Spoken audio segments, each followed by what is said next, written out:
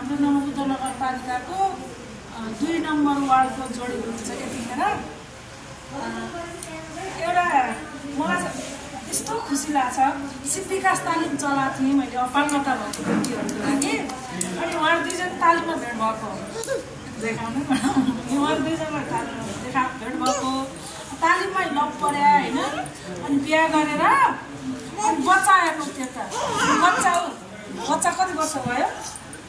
कति भयो उहाँहरू बोल्नु नै सक्नुहुन्न कान पनि सुन्नु हुँदैन होइन बहिरा एक पुरा भयो बच्चा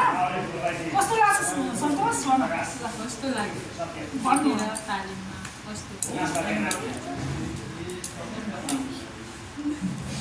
पहिला चाहिँ जुत्ता चप्पल बनाउनु तालिममा आउनु भयो अरे अनि त्यसपछि धेरै सबै केटाको उहाँको कुरा क्याच भयो कस्तो लाग्छ सन्तोष लाग्यो उनले बोलाएर अपाङ्ग साथीहरूसँग पनि भेट गराएर कस्तो खुसी पनि अहिले कस्तो खुसी छ के छ अहिले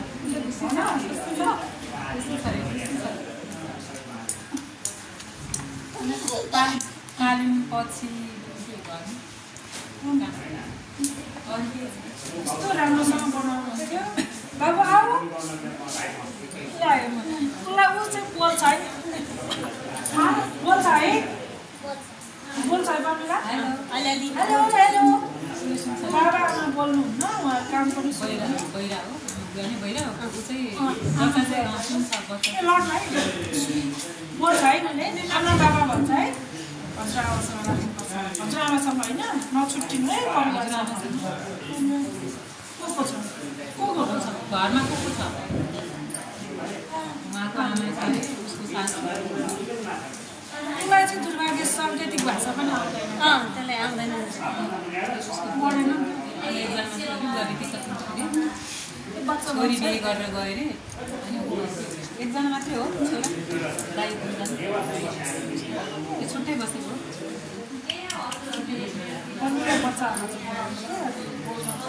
मैले त्यही भएर लगेँ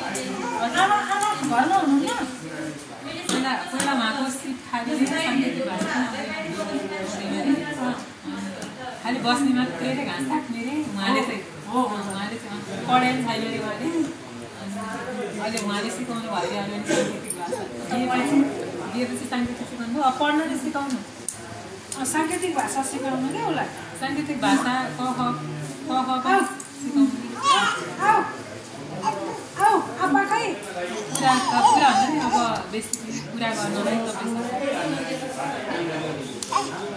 कस्तो लाग्छ उसले भन्दैन उसलाई बिहा गरेर खुसी लाग्छ कि छैन त्यसलाई देखेर खुसी लाग्छ कि छैन बिहेपछि खुसी छ के काम छ माया गर्छ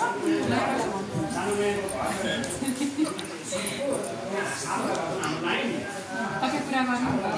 उसलाई सिकाउनु क्या कुरा भाषा सिकाउनु पर्छ भाषा साङ्केतिक भाषा सिकाउनु झगडा हुँदैन साङ्केतिक भाषा आफ्नो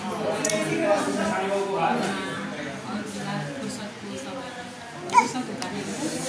मैले साङ्केतिक भाषा अनि बच्चालाई चाहिँ हजुरआमासँग राखेर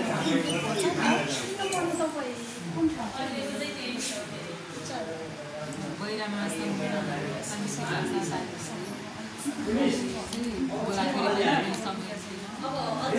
सिकाएर हुन्छ जस्तो यो तालिम छ नि अहिले यो सिपिकास तालिम लिएर उहाँसँग त बल छ हिँड्न सक्नुहुन्छ त्यो गराउनु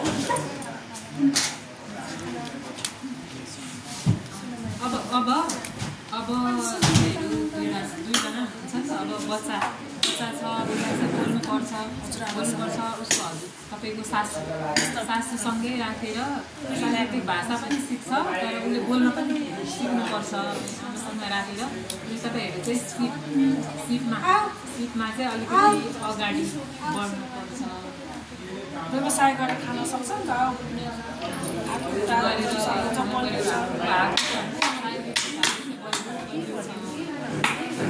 गहिरा भए पनि काम चाहिँ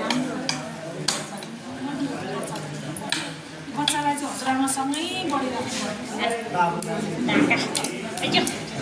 उता जा आमा छ तपाईँ घर नजिकै हो आमा कहीँ माथि गाउँमा सिधै उसको चाहिँ माथि घरमा भन्दै